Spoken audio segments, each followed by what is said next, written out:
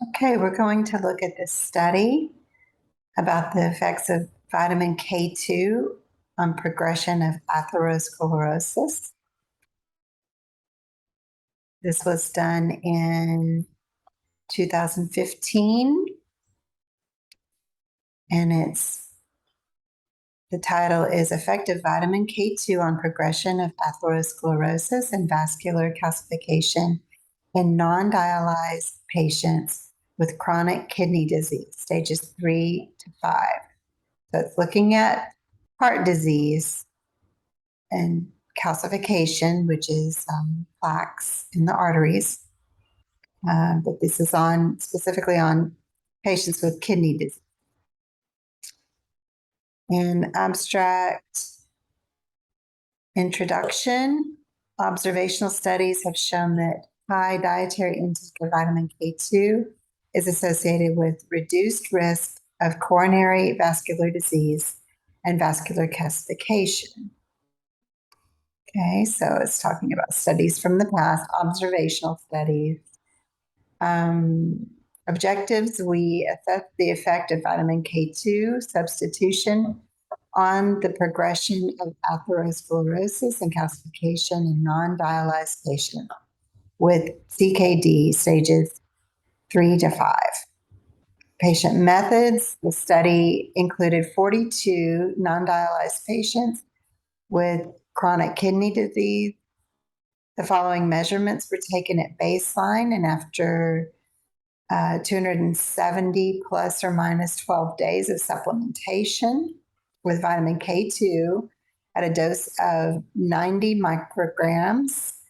And they use the MK7 version together with 10 micrograms of vitamin D3. They used a common carotid intima media thickness and coronary artery calcification score, basic biochemical parameters, lipids, and calcification modulators. Matrix GLA protein, which is MGP, and they tested osteocalcin, osteoprotegerin, and fibroblast growth factor 23. Results, the increase of CCA to IMT was significantly lower in the K plus D group compared with the D group. The increase in CACS, which is the coronary artery calcium score, was slightly lower in the K plus D group than in the D group. Okay, so slightly less artery calcification if you have vitamin K2 plus vitamin D3. In the K plus D group, a significant decrease in the level of DP-UCMGP, and total OC was observed.